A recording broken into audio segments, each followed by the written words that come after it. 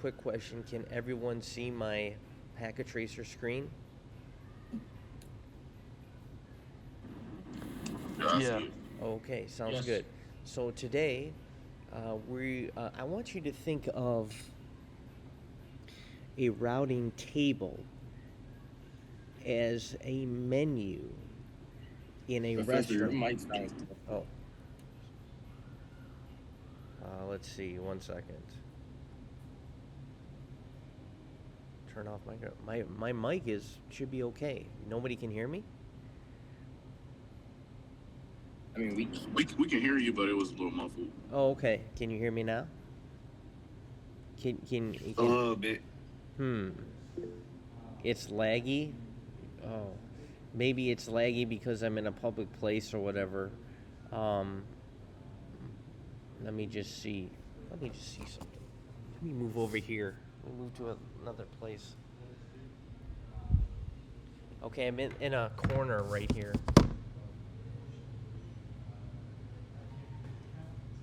Okay, what what about now? Can you hear me now? Are you okay now? Can you hear me? Is my yeah, that's on? Is better. he okay? Okay, I'll try to talk, speak as close to this camera as I possibly can, close to my laptop, and I'm gonna turn off my camera because I'm sure the up close shot of my ugly mug isn't the best. So, okay, there we go. So today we're gonna talk a lot about the concept of the IP routing table. Now, the IP table is can be kind of like a menu at a restaurant. So here, let me give you an example. And this is fun from another class. I was showing something called object oriented programming. So that's for another class. So let's say we have a cacophony of routers. So we have a router here, and a router here, and a router. I've been presenting routers as kind of like a closed, kind of like a closed environment, but really, routers cover all of the United States, and this is my horrible drawing of the United States of America. So, like, California is on this side, Michigan is somewhere around here. That's Michigan, and then we have the east part of the United States, and really the entire globe, right? So routers connect us to everywhere. But let's just say um, Amazon Web Services is being hosted, like, maybe right here in the data center connected to this router. So if you are in your basement here, how is it that you can connect to Amazon? Well, you're going through a cacophony of routers.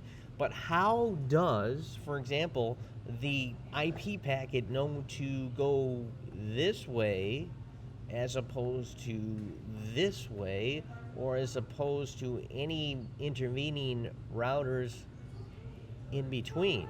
So it could go possibly this way. How does it know to navigate itself through as I said?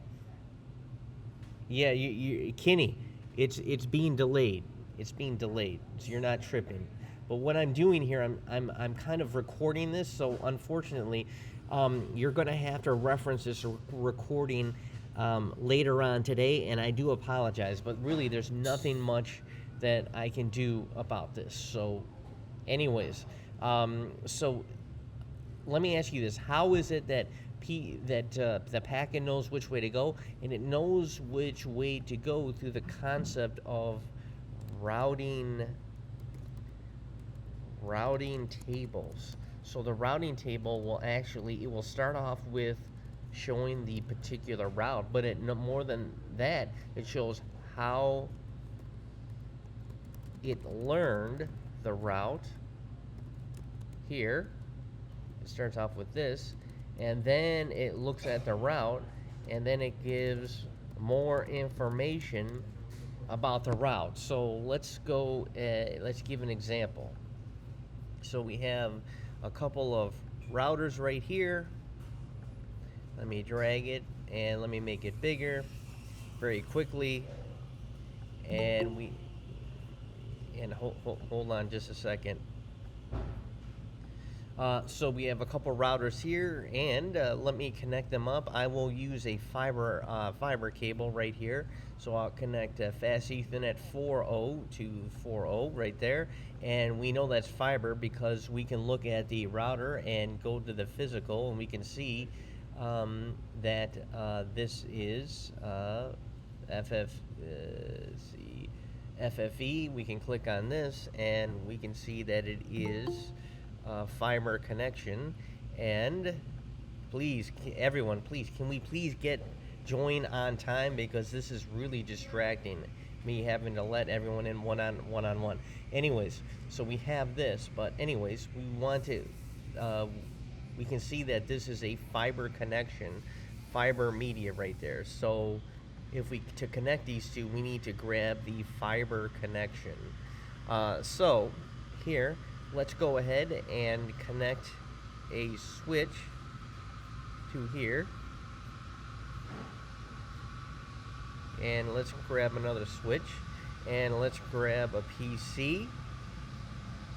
And let's grab this PC. And let's connect these two PCs to this their switches. And let's connect this PC to a switch here.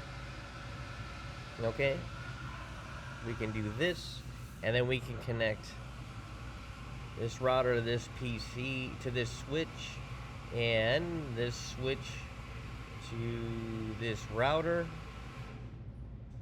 here.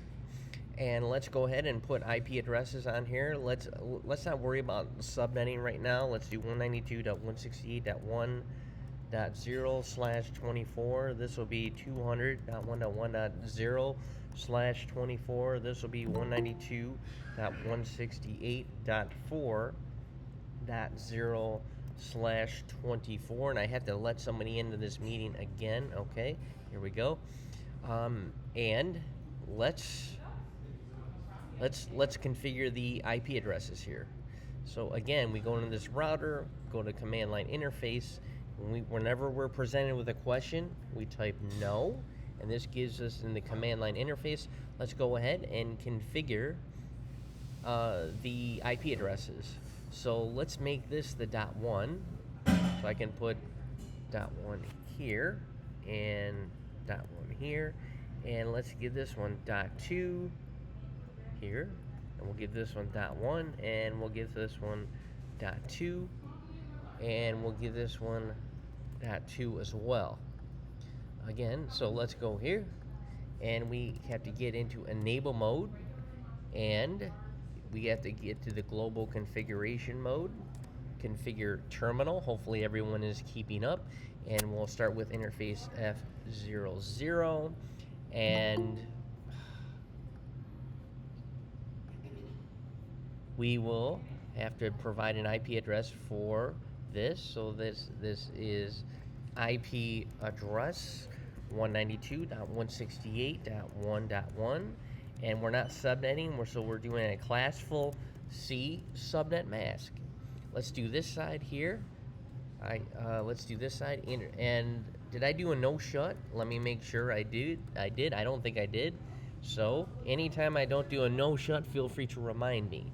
And then we'll do interface F840, so interface F4/0, no shutdown, and we will do IP address 200.1.1.1 with a /24 subnet mask, since we are not subnetting. And while we are here, let's do the routing protocol. So we'll say we'll get to we went backwards from the interface back to the global configuration.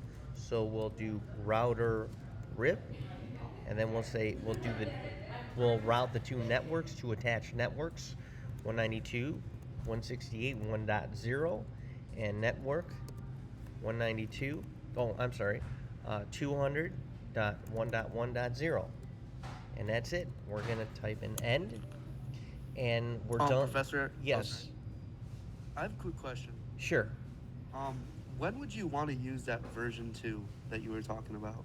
Like, when Okay, would you want to enter that command? if we are using variable length subnet masking or VLSM. So remember when we were subnetting? Do you remember that? Yeah, yep. Okay, now it's one thing to subnet when everyone has the same subnet mask, because when everyone uses the same subnet mask and everyone's subnetting, the routers themselves don't need to know the subnet mask. They don't need to worry about that. That's in the hands of the actual client, so the PCs and the actual interfaces on the router.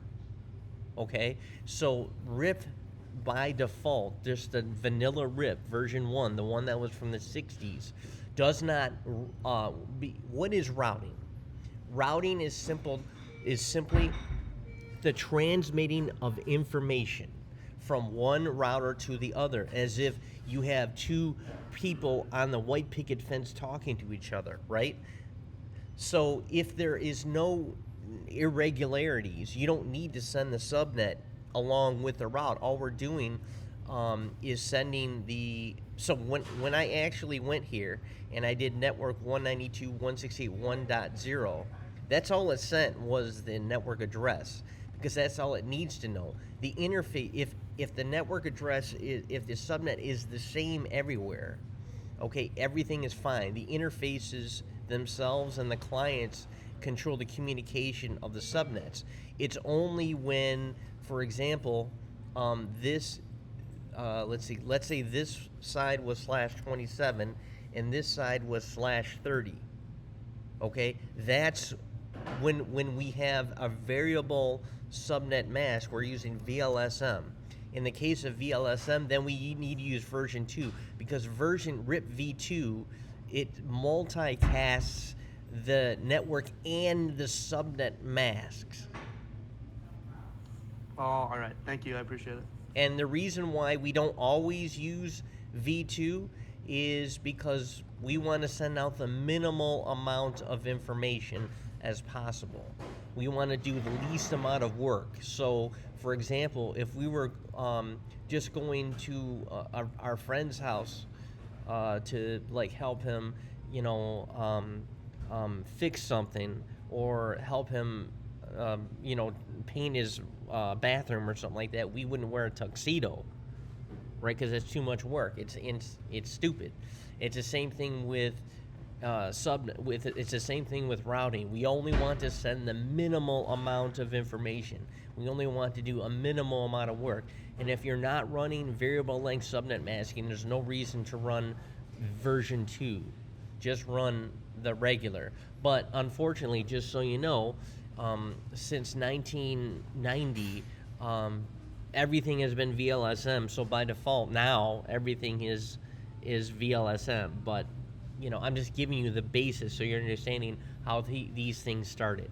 Anyways, going back to this, I think we already took care of this side. Yeah, we already took care of this router. So let's run some verification commands here on this router. We can do show IP interface brief, and we can see that we have everything assigned the way it should. And we could do a show running configuration. We can see that we have the RIP command configured, the RIP commands, the networks, configured correctly. Now the other thing is, here's a couple of tips for configuring any Cisco device, whether it's a router or switch. We go to the global configuration mode, and we do no IP domain lookup. Okay, and that makes it, just always try to run this command, because I'll tell you why in just a second. Let's say we didn't run that command. Let's say by default IP domain lookup is configured. That's why we do no IP domain lookup. Why is it that IP domain lookup is not good? So let's go back here, and let's say we run here. Let's say we did end We type in end. See that? It doesn't know what the command end is. So it runs this command. Okay, now I'm gonna do the same thing on this router. Go no, and this time I'm gonna say no IP domain lookup. Now let me go to end, and let me type in end here. Now look what would happen here. I typed in end and it said domain server. Now if we go over here and I type in end, it just says unknown command, unable to find computer address. So what the domain lookup command does is any command that you enter, any word you enter that doesn't match with its current command, it will wind up doing this, trying to resolve it with their domain server. Okay, so we don't want that, and it times out and it takes forever. So the simple command of no IP domain lookup ends that. So remember, no IP domain lookup is the way to go. Okay, looking back at this, let's go ahead and configure the interfaces on this side. Interface F40. What's the first thing we have to do? No shutdown, which turns the interface on because by default routers have interfaces turned off. Now let's go ahead and configure this IP address, and we see it's .2, so it's 200.1.1.2 with a classful C subnet mask. So it's 200.1.1.2, 255.255.255.0. And let's do this side, FA00, and we can make it so that the FA00 is more obvious right there. And this is the 4.0 network, and this will be the .1, so it's interface F00. What's the first thing we do? No shutdown. And then we have IP address 4.1, 192.168.4.1 with a classful subnet mask. And we can exit this, and let's go to our global command line, and let's do router rip, and then let's broadcast all of our networks. So that's 200 on this side. It's 200.110, 200.1.1.0, and on this side it is 192.168.4.0. So network 192.168.4.0. Notice I didn't have to add the entire word network in, just net. And this, now you notice the word exit takes me back to the global configuration mode, enabling me to put in the router rip. And END takes me back to the pound sign, and the good thing about the pound sign, which is the executive mode or the enable mode, is that I can do show commands. So show IP interface brief. That's probably going to be slammed into your brain. You're probably never quite going to forget the command show IP interface brief. You will see it in your sleep because I mention it so often. And again, we're just verifying that our IP addresses are correctly assigned. And we can also just include the ones that are up, which is good. So that is up. So we have conf. And the next thing, I think we already did our route right here. Let's see, we did our router rip. So let's go back to this first router and let's do some show commands. Let's do show IP route. Okay, so we've learned about this network through so the show IP route command shows all the networks that this particular router knows. So it knows about its directly attached networks here. So, and actually we can divvy up what parts of the routing table we want to display. So we can show the connected. So these are the only connected networks, 201.1.0 and 192.168.1.0. And we can also show the the routes that it learns via RIP, and that's only one. It learned it by 4.0. It learns about this network through RIP. Okay, and if we just want to show the entirety of it, it's this. But we can actually populate it more. So let's go ahead and make use of our, of our loopbacks. So let's create a loopback. Let's create a network. Let's create some crazy networks. 8000/24. So that's a class A network, but we're assigning it a /24. You can do that. And let's create a class C network, 172.16.0.0/16. And again, we are not subnetting here. We're just creating these little networks. So let's do here. Let's put this right here. And we're not going to go through the trouble of creating PCs and switches and all that. We're just going to assign these loopbacks. So we can say this is loopback 1, this is L2 loopback 2. And let me just make this more loopback 1. Let me make it more obvious, and that's L2 or loopback 2. So let's go in this router, and we're going to go to global configuration, configure interface loopback 1 or L1, and notice it says loopback 1 is changed state to up. So what do we notice about loopback interfaces? We don't have to turn them on. They're already on by default.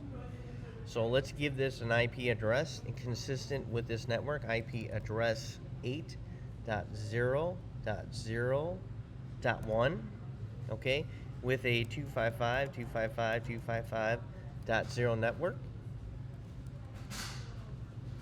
Okay, and let's do this side. Let's do this one. I didn't have to close the router, duh. Sorry about that, because I'm on the same router. So comp T, and interface, we'll do L2, loopback 2. Okay, and we'll do IP address 172.16.0.1 with a 255.255.0.0 IP address. Okay. So can somebody tell me what the next step should be?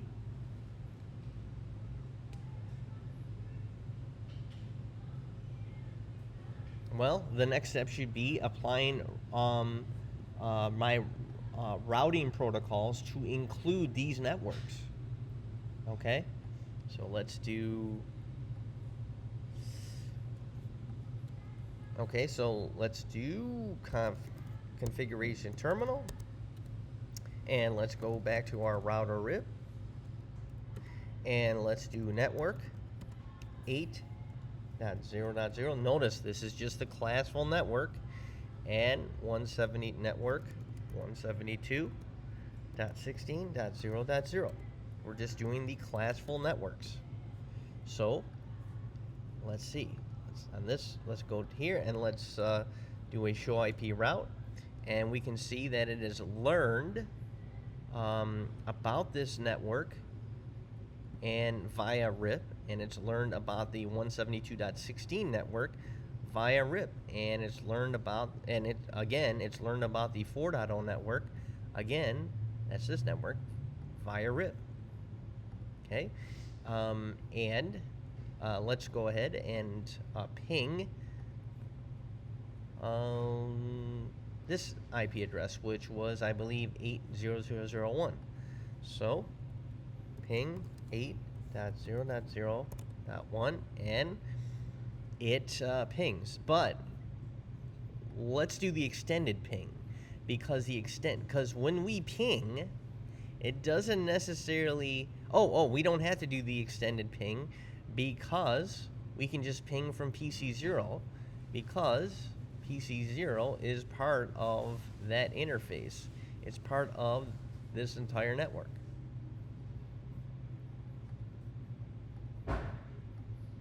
So, because this network because the edge of this interface is within this network. So, let's go ahead and ping. Let's go to this PC, desktop, command prompt, ping 8.0.0.1, and let's see. Does it ping? Waiting, waiting, waiting, request timed out. And let's see. It should ping, request timed out again. Request timed out. Okay, so what we're gonna do is we're gonna see where the break is.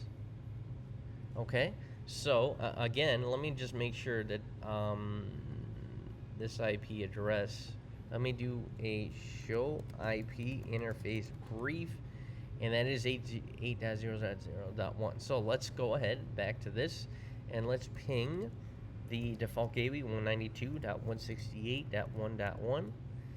And let's see if it even pings the oh, this is why this is not pinging, because I forgot to assign an IP address to this computer. At least I think I did.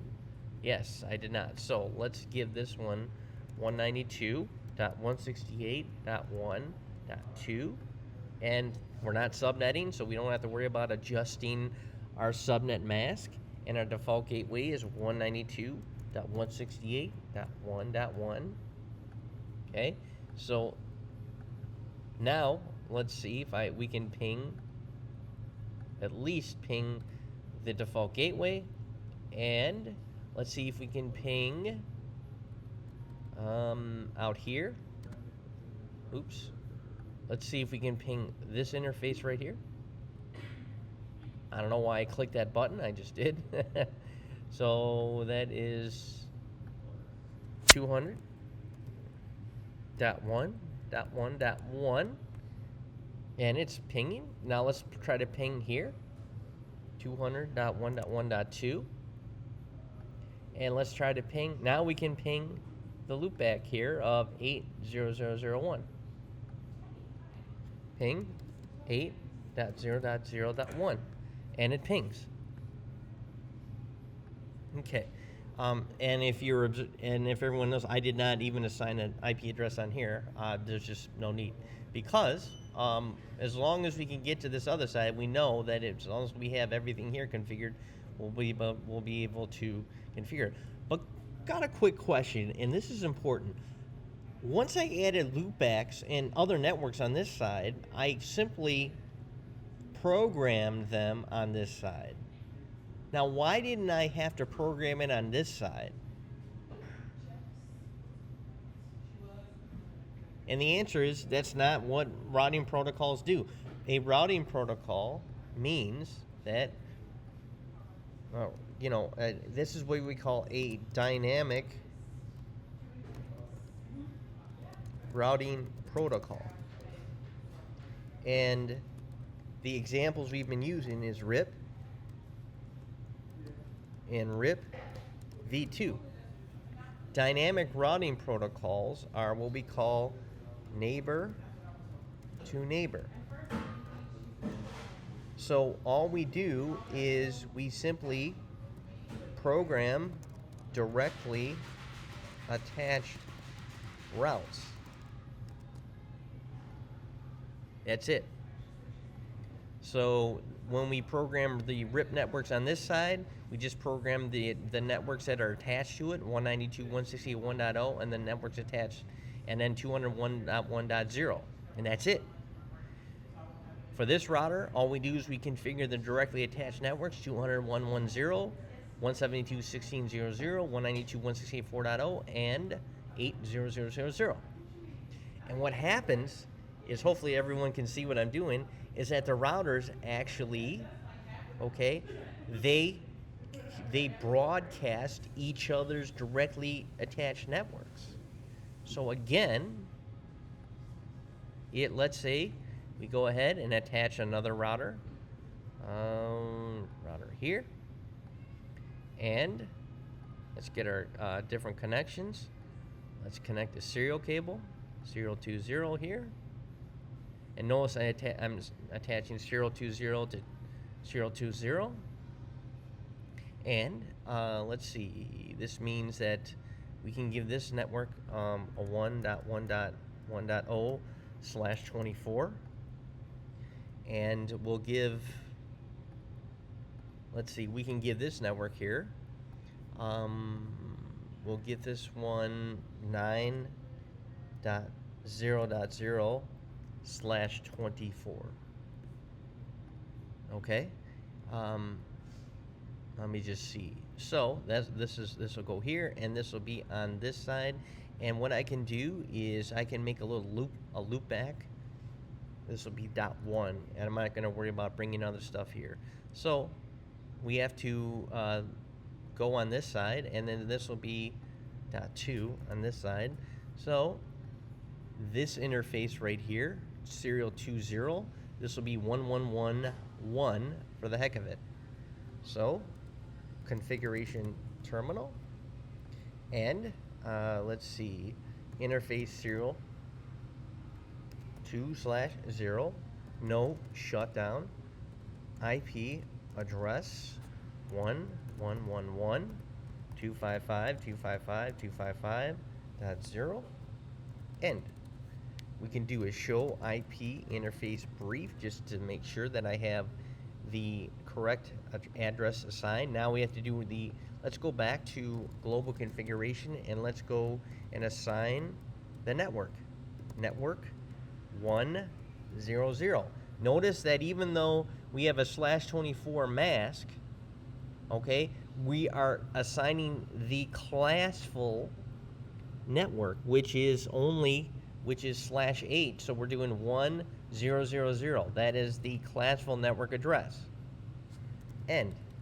Let's do a show run, and let's see, our router RIP networks is 1000, and then we have all the rest, which is good. Let's go back here, serial 2 and command line interface brief, go to no,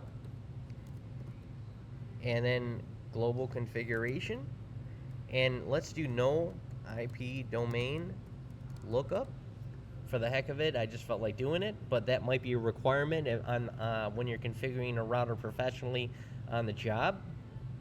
Interface serial 20, no shutdown, and IP address 111.2 with a 255.255.255.0 subnet mask.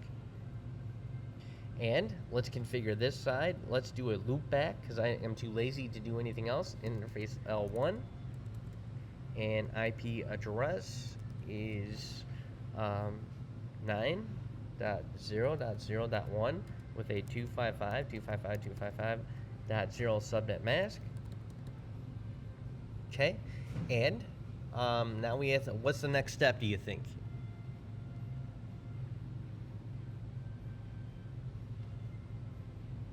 The next step is the routing protocols. So let's do configuration terminal, router RIP, and then we have to broadcast the directly connected networks. So that's network 1000, and then 9000. So network 9.0.0.0. End. Okay, and then a show IP interface brief, and everything is what it should be. Let's go back to this router, and let's do show IP route, and it knows about the 9 network, and it knows about the 1.0 network because it's directly connected. Let's see, let me see, can this PC get to here? So let me go to ping 9.0.0.1, and it's able to ping it. Now the question is, can this router, let's go ahead and let's put an IP address on here. So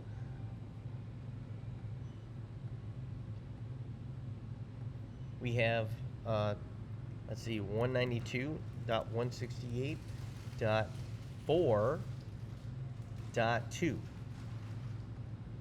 And everything else should be the same. Should be consistent. So notice the default gateway is 4.1 because that is the IP address of the internal interface for this PC. That's this right here. Okay, so now this PC should be able to get to 192.168.1.2. Ping 192.168.1.2, and it can. So here's the big question. Can PC1 here get to 9.0.0.1? This loop back here, can it get to it? Now this PC was able to. Can this PC get to it? What does everyone think?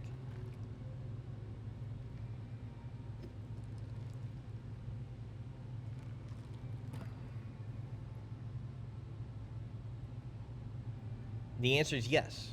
It should be. The answer is yes. Because but why can it get to it? I didn't program this. I didn't program the 9000 route to this router into this router, did I? No, I just programmed it in here because, like I said, all these routers do is all you have to do for dynamic routing protocols is program the directly connected networks, and the routing protocol does the rest. So I ask you again, should PC1 be able to get to 9001? And the answer is yes, but let's make sure. Let's go to this router,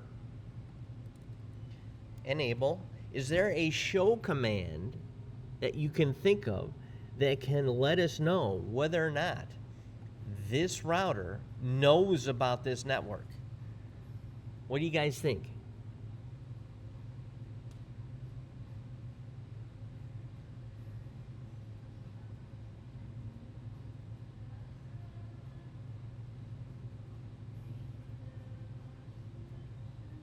Show IP route is the command.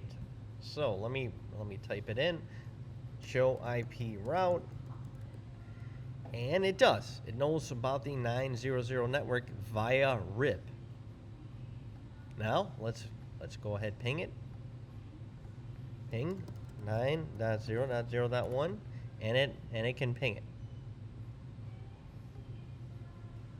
Okay.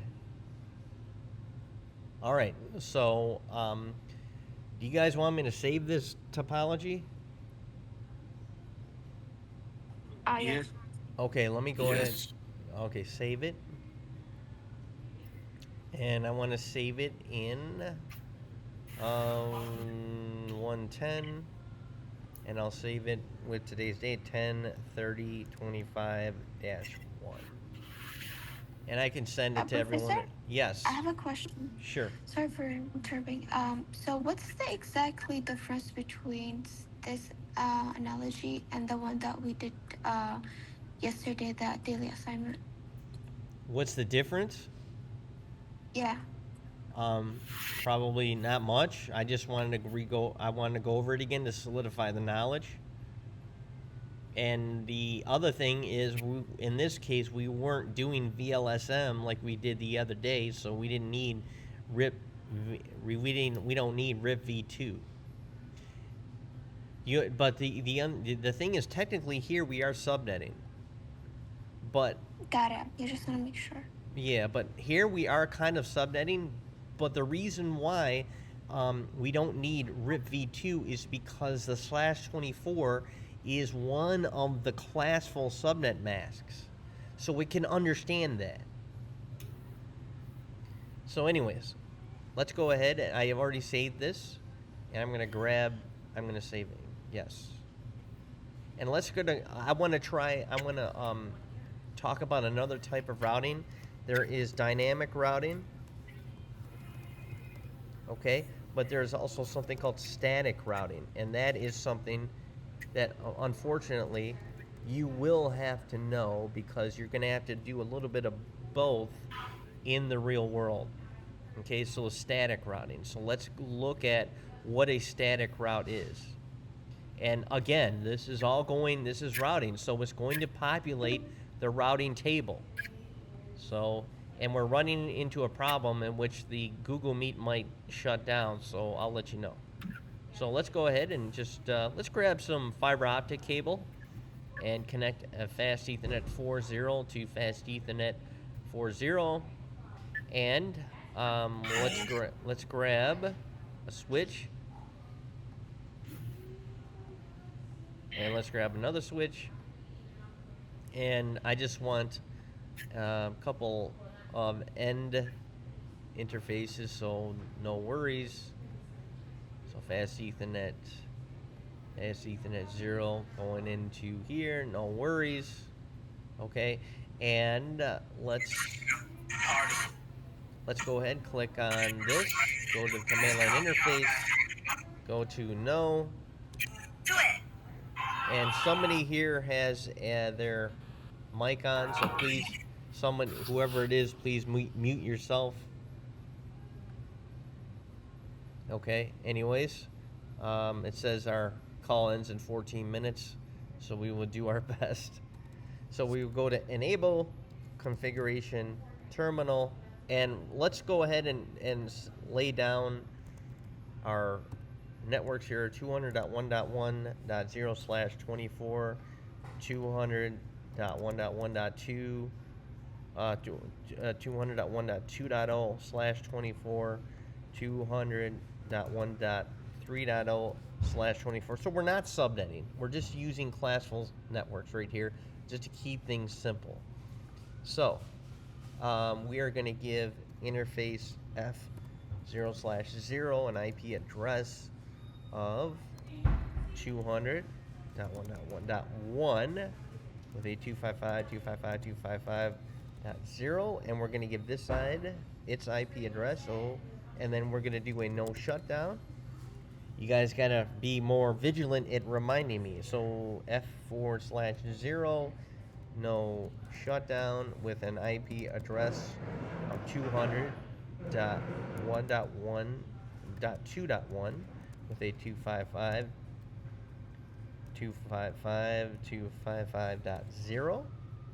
So we can, instead of going back to the enable and show IP interface brief, we can, because if we run this on this level, we're going to get an error. So if we're on this level and we want a show command, type in the word do. The word do kind of supersedes and allows you to run show commands from really any part of the interface, no matter what level you're on. But anyways, so fast Ethernet is in fact 200.1.1.1, and fast Ethernet 4.0 is 200.1.2.1. So everything is good. Let's go back here. Let's go to the command line interface. Go to no and enable conf-t and interface 4.0 int 4/0 no shut and IP address 200.1.2.2 with a 255.255.255.0 network. And let's do this side, interface F0/0 no shut, and let's do IP address 200.1.3.1 with a 255.255.255.0 subnet mask. End. Okay, so everything is connected. All the IP addresses are placed. Let's make sure show IP interface brief. Okay, so very quickly, we could run a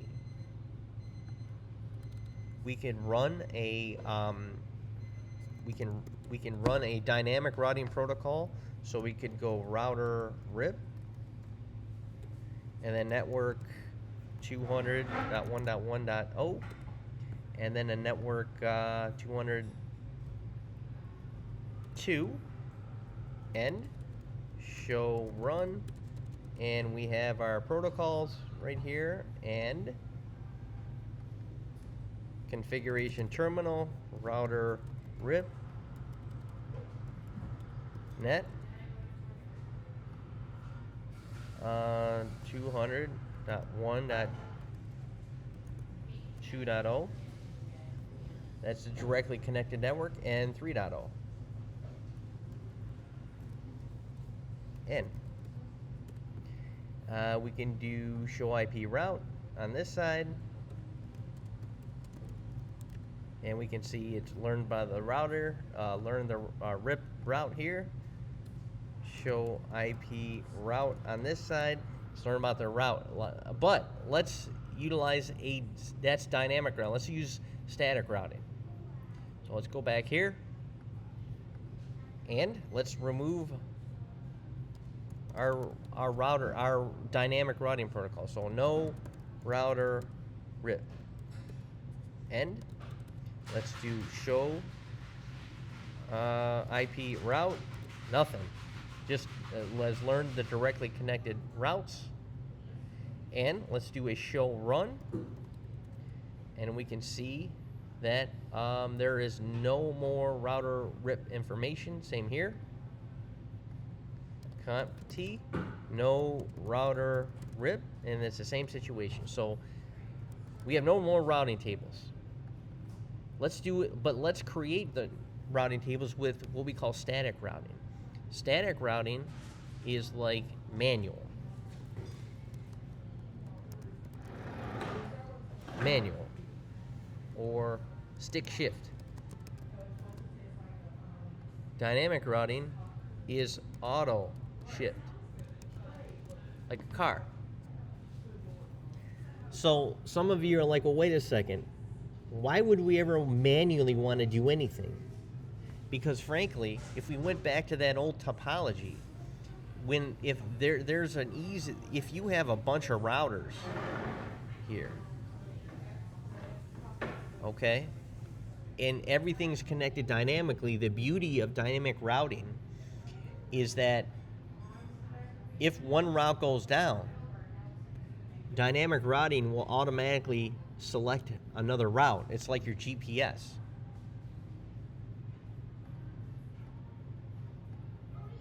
Okay, static isn't like that.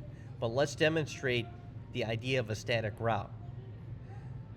Now you would imagine that what the browser actually sees is 255.255. Well, it doesn't see this, but that's how we recognize /24 is 255.255.255.0. Same thing on this side. So to configure a static route, we once again go to the global configuration mode. And this time, we're on this router. We're on this router, right? On this router. Okay, let me just bring this up so let me try to bring it up. Okay, and let me do that. Okay. So we're on this router. So we want to manually configure the route to 200.1.3.0/24, which it translates to 255.255.255.0. So we actually type it. So we go to this router's global command line. Global, we're in the global mode, right? So we type in IP, and again, let me do, so we're doing a static route here, right? So this is our first static route. We're doing, and again, we're in the global configuration mode. We type in IP route, and the actual destination network, not the destination IP address, the destination network, which is 200.1.3.0, 200.1.3.0, or 0, because we're talking about the networks. The next thing is the destination network subnet mask, 255.255.255.0. And let's see, is there anything else? And now we need the outgoing interface. In this case, the outgoing interface is F40. F4/0. That's it. End. Okay? Now let's do show IP route, and we can see that it has learned about that distant network. Okay, it's learned about that distant network via S, which is somewhere around here, static. Static, right here. Static. So we have C connected, S static. Now, if we would have assigned a dynamic route, okay, it would have, if it learned it via RIP, it would have had R, but it learned it by static because we directly programmed it in.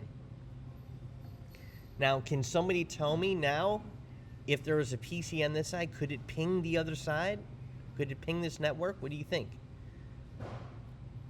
Yes. Okay, so the answer is no. Because pinging, think of pinging as because to ping, it's got to come back. That's the problem. That's the beauty of ping. Okay, and so let's just help the visualization. Let's put another PC here. Oh, you know what? Can everyone do me a favor?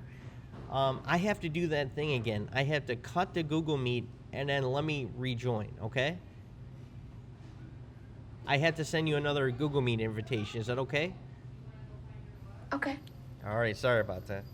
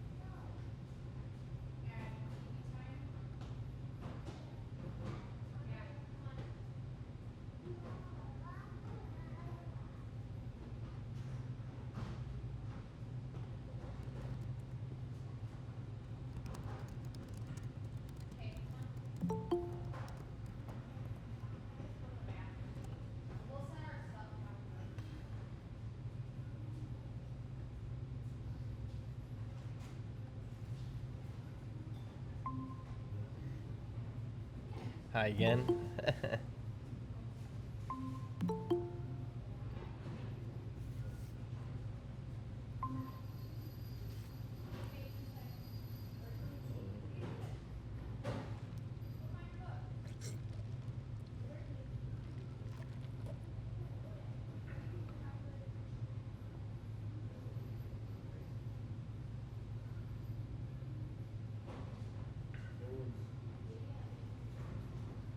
Oh, okay, we have to play this game again. I'm just waiting for more people to join.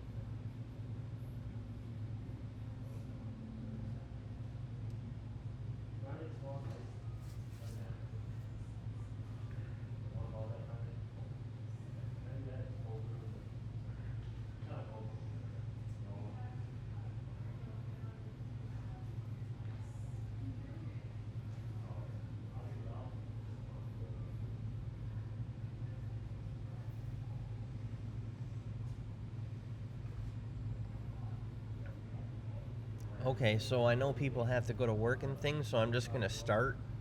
I don't think I'm going to get the same amount of people, but it is recorded, so we're just going to go with it, I guess. Okay, looking at this, we have the reason why that this will not ping is because it's when this PC pings this network. Okay, what happens?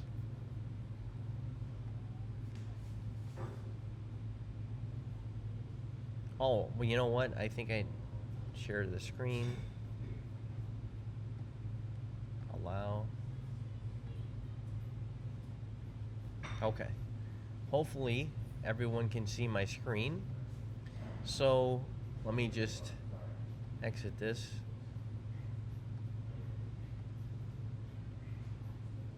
Delete.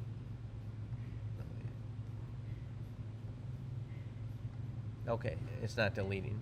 Anyways, so when this, you know what? I'll do it. I'll just connect this PC to this switch, and I will grab another PC and connect it to this switch.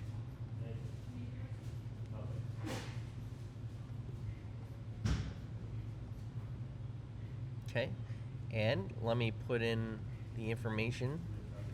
So let me go to this desktop, and I'll put in the ip-address 200.1.1.2 subnet mask, and let me put in the default gateway of .1, so at least we can verify that we can ping 200.1.1.1. We can ping the default gateway, and this will be 3.1 desktop 192.168.3.2, and give this default gateway 3.1. This is because that would be the .1, so this PC should at least be able to ping 192.168.3.1. And let's see, request timed out. Request timed out. What's going on? Let's see. Let's go to the configuration 192.168.3.2 with the default gateway of 3.1.